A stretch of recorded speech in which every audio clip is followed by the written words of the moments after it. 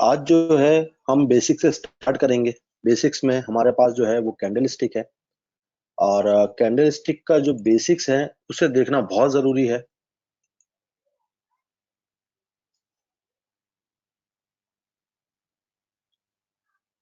उसकी वजह यह है कि जो नॉर्मल कैंडल्स हैं उससे हमें ये पता चलता है कि किस तरह परफॉर्मेंस चल रही है, चाहे किसी स्टॉक की हो, किसी स्क्रिप्ट की हो, किस तरह वो परफॉर्म कर रहा है। उसमें हमने क्या देखना है, सबसे पहली चीज ग्रीन कैंडल को हमने अगर देखा तो ग्रीन कैंडल के अंदर हमारे पास ये ऑप्शन होना चाहिए कि इसका ओपन हमें पता होना चाहिए। जैसे कि आपको पिछली क्लास के अंदर बताया था कि ओपन जो है वो नीचे होगा इसका। एक मिनट में इसकी थोड़ी थिकनेस बढ़ा दूं ताकि आप लोगों को आसान हो जाए। अच्छा जी, ग्रीन कैंडल है और रेड कैंडल है। अब इनकी हाई जैसे कि आपको पिछले उसमें बताया कि सेम है, एक ही जगह के ऊपर है। लो दोनों का नीचे है, लेकिन इनकी ओपन और क्लोज में फर्क है। अगर ग्रीन कैंडल होगी तो उसकी ओपन नीचे होगी, रेड कैंडल होगी तो उसकी ओपन ऊपर होगी। इसी तरीके से उसकी क्लोजिंग के अंदर फर्क होगा, ग्रीन कैंडल नीचे से ऊपर जाएगी और रेड कैंडल ऊपर से नीचे आएगी। तो ये कंफ्यूजन सबसे पहले हमारे जहन में खत्म होनी चाहिए कि ग्रीन कैंडल की ओपन प्राइस और रेड कैंडल की ओपन प्राइस, ये हमारे जहन में पहले क्लियर होना चाहिए यहाँ पे, क्योंकि आगे ये चीज बहुत मायने रखती है। इसी तरह जिस तरीके से ओपन प्राइस की अहमियत है, इसी तरह क्लोजिंग प्राइस की भी अहमियत है, वो भी आगे जाके आप लोगों को समझ में आएगा। लेकिन अभी बेसिक्स के अंदर हमने ये देखना है कि कैंडल ग्रीन हो या रेड हो, हाई ऊपर है और लो नीचे है, ओपनिंग के अंदर और क्लोजिंग के अंदर दोनों की फर्क है। अब इसके बाद अगर हम ये देखें कि हमारे पास आगे, जैसे हम इसको चार्ट के ऊपर देखते हैं, तो मुख्तलिफ किस्म की कैंडल्स ड्रॉ होती हैं। ये जो हम ओपन को डिस्कस कर रहे हैं कि यार ग्रीन कैंडल की ओपन और रेड कैंडल की ओपन, इसके ऊपर आपने नजर रखनी है। उसकी वजह क्या है? उसकी वजह यह है कि हम लोग जितनी भी सपोर्ट और रेजिस्टेंस लगाते हैं वो इसी ओपन के ऊपर लगाते हैं। ग्रीन कैंडल की जो ओपन प्राइस है वो सपोर्ट का काम कर रही है और रेड कैंडल की जो ओपन प्राइस है वो रेजिस्टेंस का काम कर रही है। इसमें मुख्तलिफ शेप्स की कैंडल्स बनती हैं, लेकिन वो शेप्स हम अभी वो भी डिस्कस करते हैं आपके साथ। लेकिन सबसे पहले हम ये देखेंगे कि जैसे कि ये प्रीवियस कैंडल है रेड, अब ये रेड कैंडल है और आपको बताया है कि रेड कैंडल की ओपन प्राइस वो रेजिस्टेंस का काम करती है। ये रेड कैंडल है, इसकी ओपन प्राइस रेजिस्टेंस का काम करेगी। अगर ये इस रेजिस्टेंस से ऊपर निकलेगा तो हमारे पास बाय की कॉल जनरेट होगी। आसान अल्फाज में, जैसे ही ये अपने रेजिस्टेंस को ब्रेक करता है वैसे ही आपके पास बाय की कॉल जनरेट हो जाएगी। अगर ये रेजिस्टेंस को ब्रेक नहीं करता, यहाँ एक ग्रीन कैंडल बनाता है, साथ में यहाँ एक और ग्रीन बनाता है, यहाँ एक और, यानी साइडवेज में चला जाता है, तो उससे क्या होगा? हमने उसके अंदर पोजीशन नहीं बनानी है उस वक्त तक जब तक वो अपनी फर्स्ट रेजिस्टेंस, पेशेंस लेने से पहले का जो इंतजार है ना, वो बहुत जरूरी है। अगर हमने जरा सी जल्दबाजी की ना तो शायद हम गलत जगह पे सवार हो सकते हैं उसके अंदर। तो इसलिए बिल्कुल अपने अपनी तरफ से पूरी कोशिश करके हमने काम करना है। अब जैसे कि हम आपको बता रहे हैं ये साइडवेज और ये जो है रेजिस्टेंस है इसकी, इसी तरीके से मार्केट के अंदर जो है वो तीन ट्रेंड है। अगर आप गौर करेंगे इस चार्ट के अंदर आपको तीन ट्रेंड दिख रहे हैं। एक तो आपको सिंपल दिख रहा है अप ट्रेंड, फिर एक दिख रहा है डाउन ट्रेंड, और फिर आपको अगर आप थोड़ा सा गौर करेंगे ना बॉस तो ये आपको दिखेगा यहाँ पे साइडवेज, यानी कि जहां पे प्राइस एक ही जगह के ऊपर घूम रही हो। तो साइडवेज आपको कई जगह पे दिख सकते हैं, यहाँ पे भी आपको ये साइडवेज दिखेगा। इसी तरह फिर ऊपर अगर आप देखेंगे तो ऊपर भी आपको साइडवेज दिखेगा। लेकिन वो जब प्रैक्टिस करेंगे चार्ट के ऊपर तो आपको साइडवेज भी दिखेगा, और प्लस आपको जैसे ही आप चार्ट देखेंगे ना आपके जहन में मुख्तलिफ पैटर्न्स ड्रॉ होने लगेंगे, लेकिन वो भी वर्किंग के साथ होगा सब काम। आहिस्ता आहिस्ता इंशाल्लाह वो भी हो जाएगा। लेकिन अभी हम ये देखेंगे कि हमने सपोर्ट और रेजिस्टेंस से स्टार्ट लिया है। अब हमने यहाँ पे रेजिस्टेंस तो लगा दी, अब हमने यहाँ पे देखा कि यार ये तो ग्रीन कैंडल है, और ये जब भी इस तरीके से कभी ग्रीन कैंडल ड्रॉ होती है या मुख्तलिफ शेप्स हैं कैंडल्स की, जैसे कि यहाँ पे है मुख्तलिफ शेप्स हैं, इसी तरीके से इसको लोग देखते हैं। आसान से अल्फाज में मैं आपको ये कहूंगा कि अगर जिस कैंडल के नीचे विक बनेगी ना, ये लकीर्स बनेगी, ये लाइन बनेगी, उसके अंदर बाइंग प्रेशर है। जिसके ऊपर बनेगी उसके अंदर सेलिंग प्रेशर है। अब देखें आप जरा सा, अगर आप गौर करेंगे तो आपको यह पता चलेगा कि जैसे कि कैंडल, इसे देख लें या इसे देख लें, थोड़ी सी बॉडी का फर्क है, सेम कैंडल्स हैं, दोनों के नीचे विग है, लेकिन यहां पे तो बाइंग प्रेशर नहीं है, नेक्स्ट कैंडल तो उससे भी नीचे खुली। पैटर्न्स के ऊपर, जो टेक्निकल्स के ऊपर काम कर रहे हैं, उसमें भी तीन किस्म के लोग हैं। एक तो वो जो कैंडल के जो जैसे बन रही है, ड्रॉ हो रही है, उसको देख के और नॉर्मल प्राइस एक्शन के ऊपर काम कर रहे हैं। वो भी वो लोग हैं जो इंडिकेटर्स को इस्तेमाल करते करते उन्हें 3 से 4 साल हो जाते हैं, फिर वो कैंडल्स को देख के बता रहे होते हैं कि यार इसका इस टाइम RSI यहाँ होगा या इसका ये इस टाइम यहाँ पे ये होगा, क्योंकि वो प्रैक्टिस में आ जाते हैं, 3-4 साल से वो लगातार उसके ऊपर चल रहे होते हैं। दूसरे लोग वो हैं जो इंडिकेटर्स को फॉलो कर रहे हैं। तीसरे लोग वो हैं जो लॉन्ग टर्म स्ट्रेटेजी, यानी एलियट हो गया, वुल्फ हो गया, इन के ऊपर काम कर रहे हैं, तो एक लंबी स्ट्रेटेजीज है उसके ऊपर काम कर रहे हैं। लेकिन आसान से अल्फाज में सबसे अच्छा तरीका जो है वो हमारे इंडिकेटर्स का है। अब इन कैंडल्स को समझने के लिए, जैसे कि यहाँ पे ये कैंडल ड्रॉ हुई है और यहाँ पे ये कैंडल ड्रॉ हुई है, इन दोनों को समझने के लिए हमें वापस जाना पड़ेगा वहां पे। लेकिन उससे पहले अगर हम आज का पहला इंडिकेटर समझें तो वहां पे हमें समझना आसान हो जाएगा उस मामले को। तो हम क्या करते हैं, पहले इंडिकेटर्स की तरफ बढ़ते हैं। यहाँ पे हमने लगाया, ये लाइन चार्ट है, आप देख सकते हैं कैंडल है। फिर उसके बाद यहाँ पे आपके पास इंडिकेटर का ऑप्शन आ रहा है। जैसे आपने इसको खोला, आपने इसके अंदर सबसे मशहूर जमाना स्टॉक एक्सचेंज या जो भी डिजिटल मार्केट है उसमें इस्तेमाल होने वाला RSI, हमने इसको यहां लगाया। ये हम जो बेहतरीन, जो मेरे फेवरेट जिसे कहेंगे कि इंडिकेटर है, आप लोग हमारी वीडियोस में भी देखते हैं, सबसे पहले हम आज उसी को डिस्कस करेंगे, ताकि हम आगे जो हम डिस्कशन करते हैं स्टॉक्स को लेके, हमारे लिए वो डिस्कशन आसान हो जाए। तो RSI को अगर हम लगाते हैं, सबसे पहले तो हमें RSI को समझना बहुत जरूरी है कि असल में ये RSI है क्या और ये काम कैसे करता है।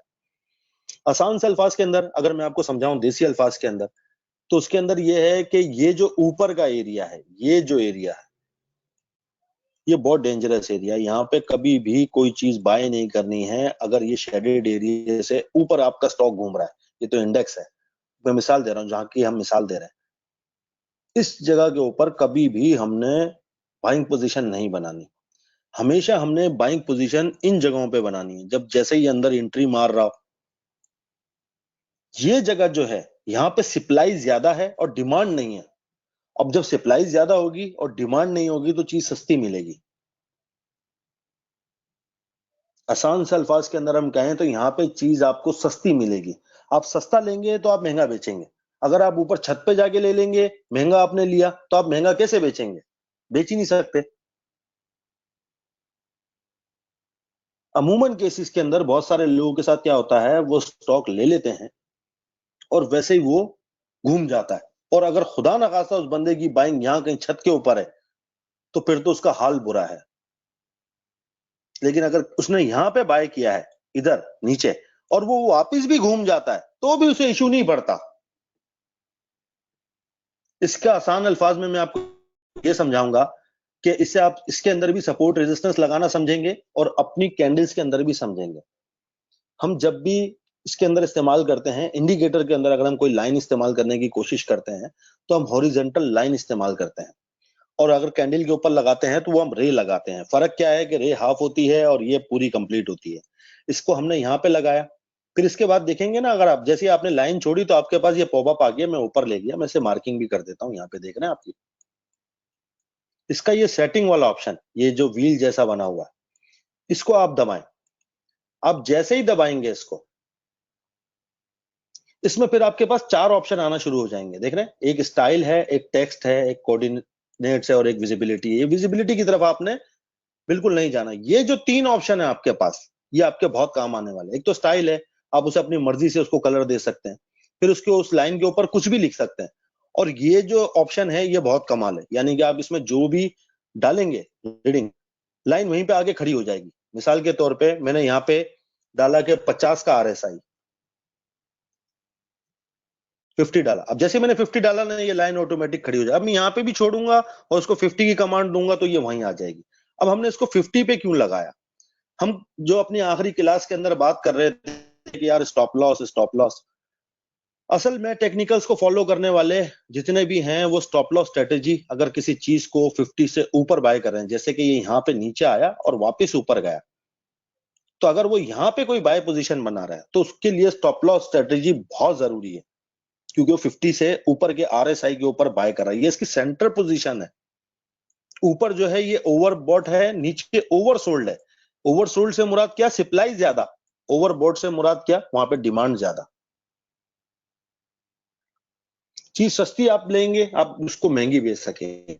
आसान से अल्फाज के अंदर बेसिक्स भी आप देख सकते हैं लाइन चार्ट की। लाइन चार्ट के अंदर जितने भी वी बनते हैं, डब्ल्यू बनते हैं, ये सब बाय की कॉल है। मैं आपको यहां पे मार्किंग से समझाता हूं। देखें, V shape, W shape, U shape, ये बाय की कॉल है। वाइस वर्सा इसे उल्टा कर लें आप, ये सेल की कॉल्स हैं। कोई भी आप आगे जितने भी इंडिकेटर्स देखेंगे ना, वो आपको लाइन की सूरत में ही मिलेंगे ना। तो ये लाइन चार्ट की बेसिक्स आपको लाजमी अपने जहन में रखनी है कि यार इस तरह की फॉर्मेशन आएगी लाइन चार्ट के अंदर तो वो सेल की है, और इस तरह जो है वो बाय की कॉल है। तो हमने इस चीज को भी ध्यान में रखना है। ये देख रहे हैं आप यहाँ पे जैसे डब्ल्यू बना है, हमने हमेशा कोशिश ये करनी है कि हमने आरएसआई के अंदर, उस स्क्रिप्ट के अंदर, देखो हमारा स्टॉक सिलेक्शन क्या था पहली क्लास के अंदर, कि यार उसके अंदर वॉल्यूम होना चाहिए, उसका फ्यूचर कॉन्ट्रैक्ट होना चाहिए। फ्यूचर कॉन्ट्रैक्ट क्यों होना चाहिए? कि अगर खुदा ना खास्ता वो नेगेटिव होता है तो मैं उसे शॉर्ट कर सकूं, क्योंकि ऑलरेडी मेरे पास सेल की कॉल तो जनरेट हो ही रही है। तो मैं ऐसे स्क्रिप्ट के अंदर काम करूं जिसमें मैं दोनों तरफ काम कर सकता हूं, और लाख 1.5 लाख का वॉल्यूम हो। अब हमारे पास स्टॉक सिलेक्शन की जो दूसरी जो चीज आ रही है वो ये है कि वो ओवरसोल्ड हो। ओवरसोल्ड से मुराद क्या? नीचे हो, यहाँ पे, यहाँ छत पे ना हो, मतलब ऊपर पिछली टॉप के पास ना घूम रहा हो। अगर आप पिछली टॉप्स देखें, ये सब एक ही जगह से टकराया है। प्रीवियस टॉप, प्रीवियस बॉटम बहुत इंपॉर्टेंट है। इसके अंदर भी हम सपोर्ट रेजिस्टेंस लगा सकते हैं, सेम वैसी जैसे हम कैंडल्स के अंदर लगाते हैं। लेकिन मैं भी आपको कैंडल्स के अंदर भी लगा के बताता हूं, और फिर मैं माइक ओपन करता हूं, क्योंकि काफी जो है वो आप लोगों के जहन में चीजें जनरेट हुई होंगी। तो मेरी कोशिश ये होगी कि उसको क्लियर कर सकूं। अच्छा, यहाँ पे अगर देखेंगे हम, यहाँ पे कैसे लगाएंगे सपोर्ट रेजिस्टेंस? उसके लिए ये आप देख रहे हैं यहाँ पे, मैं यहाँ पे ऐसे लगाता हूँ। देखें यहाँ पे, इसे देखें यहाँ पे मैंने मार्किंग की है। जैसे ही मैं वहां पे आऊंगा, ये छोटा सा एरो ट्रेंड लाइन टूल्स के नाम से मुझे दिखेगा। मैंने जैसे ही इसे ओपन करना है, उसके बाद यहाँ आना है हॉरिजेंटल रे। वैसे तो मैंने बुकमार्क बनाए हुए नीचे, आपको दिख रहे होंगे कि भाई आसानी के साथ मैं नीचे से उसे ले सकूं। इंडिकेटर के अंदर लगाएंगे तो हॉरिजेंटल लाइन लगाएंगे, कैंडल के ऊपर लगाएंगे तो हॉरिजेंटल रे लगाएंगे। हमने यहाँ पकड़ा ऐसे, रेजिस्टेंस लगाई। रेजिस्टेंस कैसे लगाएंगे? अब मैं यहाँ इसे छोड़ देता हूँ। एक मिसाल है, मैं इस लाइन को यहाँ ऊपर लाके छोड़ देता हूँ, और मेरे ने इस रेड कैंडल की ओपन प्राइस के ऊपर लगाना है। तो मैंने यहाँ पे मैं मार्किंग करता हूं और आपको दिखाता हूं। देखें इसकी ओपन प्राइस यहाँ पे मैंने मार्किंग की। अब मैं उस कैंडल के ऊपर कर्सर ले जाऊंगा, ऊपर देखें 42,400 ओपन प्राइस इस कैंडल की। मैं जिस कैंडल पे रखूंगा उसकी ओपन वहां पे मेरे को शो हो रही है। मैंने इस कैंडल पे रखा 42,400। अब मैं गया सेटिंग के अंदर, ये जो पॉपअप खुला है, मैंने लाइन जो लगाई है, इससे ये जो खुला है मैं हिला रहा हूं इसे, आप लोगों को दिखे ताकि, ये देख रहे हैं यहाँ पे। फिर इसकी सेटिंग के अंदर आपने जाना है, और यहाँ पे मैंने सेम वही फिगर डाल देनी है 42,400। अब ये लाइन हमने कहीं पर भी छोड़ी है, ये ऑटोमेटिक वहीं आ जाएगी, यानी आपको एग्जैक्ट जगह के ऊपर वो चीज मिल जाएगी। अगर जैसे ही आपने यहाँ एग्जैक्ट जगह पे लगाया, अगर आप लॉक करना चाहते हैं तो लॉक कर दें। अगर आप यहाँ पे कोई और काम कर रहे हैं, आपकी रेजिस्टेंस ना हिले, या आप नहीं करना चाहते, वो आपकी मर्जी है। अच्छा जी, अब हमें एक और रेजिस्टेंस लगानी है। ये रेजिस्टेंस 1 है इसकी, यानी कि फर्स्ट रेजिस्टेंस है, ये टूटेगी तो हमने बाइंग पोजीशन बनानी है। अब मुझे दूसरी लाइन लगानी है, तो क्या मैं वापस वहां जाऊं? नहीं, मैंने यहां इसे दबाना है।